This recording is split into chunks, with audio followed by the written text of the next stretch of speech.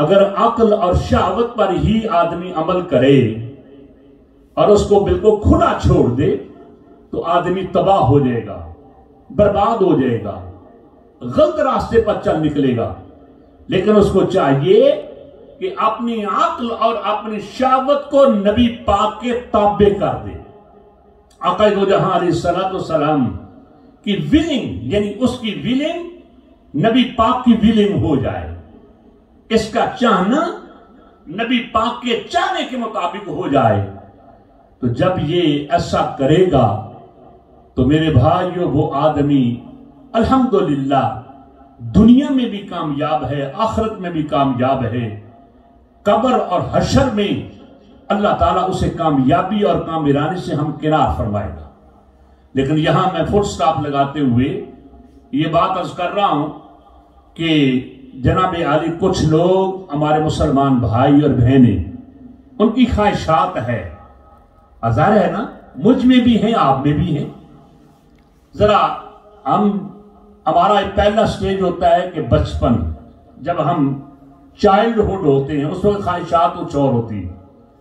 फिर जब यंग होते हैं कोई ख्वाहिशात और होती है। फिर जब हम मैरिड हो जाते हैं फिर ख्वाहिशात कुछ और हो जाती है। यानी इन स्टेजेस की वजह से आदमी की विलिंग और ख्वाहिशात अलग अलग और जुदा होती है। लेकिन अगर कोई आदमी अपनी ख्वाहिश दिल में जो ख्याल आए उसी पर अमल करे, मसलन वो कहता है नहीं मैं तो जनाबे आली सारी रात ये मोबाइल पर ही बैठा रहूंगा, सुबह फजर पढ़ने की जरूरत ही नहीं है मुझे, मैंने तो जनाब आराम करना है। अब तवज्जो फरमाइए, ये उसने एक खुद ही ख्वाहिश बना दी। इस तरह मैंने तो जनाब अली ये बर्गर खाना है, लेकिन बर्गर को खाते वक्त या लेते वक्त ये नहीं ख्याल करना कि या बर्गर हलाल भी है या हराम, ये गोश्त जो इसमें इस्तेमाल किया गया क्या इसको हलाल तरीके के साथ बनाया गया या नहीं। बस उसका यह है कि मैं जनाब टेस्टी हो जी, टेस्टी बर्गर टेस्टी होना चाहिए, पिज्जा टेस्टी होना चाहिए, स्पाइसी होना चाहिए। लेकिन ये नहीं देख रहा कि इस बर्गर को बनाने वाला कौन, इसके अंदर चीज जो इस्तेमाल हो रही है वो कौन कौन सी है। अब जाहिर है कि खाने की एक ख्वाहिश है लोगों को। इस तरह कोई आदमी कहता है चलो जी मैं जवान हो गया, अब निकाह करने की जरूरत ही नहीं है, बगैर निकाह के रहूंगा।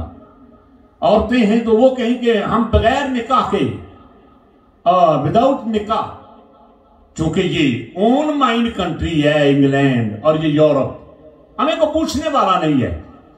तो आप जरा तवज्जो फरमाएं कि अगर कोई आदमी इसी तरह रहना शुरू कर दे और इस तरह जनाब अली पैसा आ रहा है, कभी वो स्टील करके, कभी जनाब अली वो जुआ खेल के, गैम्बलिंग करके, स्टीलिंग करके पैसा लाता है, ला रहा है, और उसके वालिदैन ये नहीं पूछते कि लो जी मेरे बच्चे के पास ये पैसा कहां से आया, ये आज ये इसने एक कार खरीदी, कल एक और उसने खरीद ली, और ये दिन ब दिन ये पैसा आ रहा है। तो वालिदैन भी पूछने के लिए तैयार नहीं है और कहते हैं लो जनाब कोई बात नहीं, पैसे तो आ रहे हैं।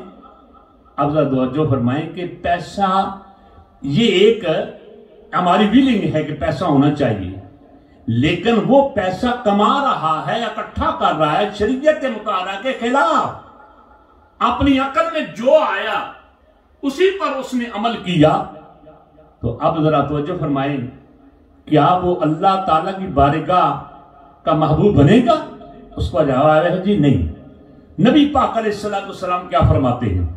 अब सरकार ने ये फरमाया, क्या सरकार फरमाते हैं कि ला युमिनु अहदुकुम, तुम में से कोई आदमी उस वक्त तक मोमिन नहीं हो सकता जब तक वो जनाब उसकी ख्वाहिशात तबअन लिमा जिअतु, जो कुछ मैं लेकर आया हूं उसके ताबे ना हो जाए।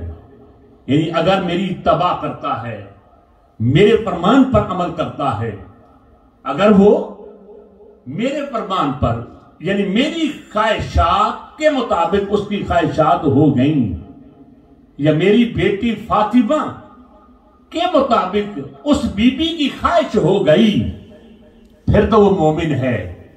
और अगर ऐसा नहीं है तो फिर वो मोमिन या मोमिना नहीं है। तो मेरे भाइयों, मेरी बहनों, अल्लाह ताला ने हजरत इंसान जो आदमी अपनी विलिंग पावर पर अमल करता है, अपने नफ्स को पाक कर लेता है, शरीयत मुतहरा के ताबे ले आता है, अल्लाह रब्बुल इज्जत उसके मुतल्लिक खुद कह रहा है, कद अफलहा मन ज़क्काहा, तहकीक वो आदमी कामयाब हुआ कि जिसने इसको पाक कर लिया, ऐसे की ख्वाहिशात को कंट्रोल में ले आया। तो जब कंट्रोल में लाएगा ना तो वो इंशाअल्लाह कामयाब होगा।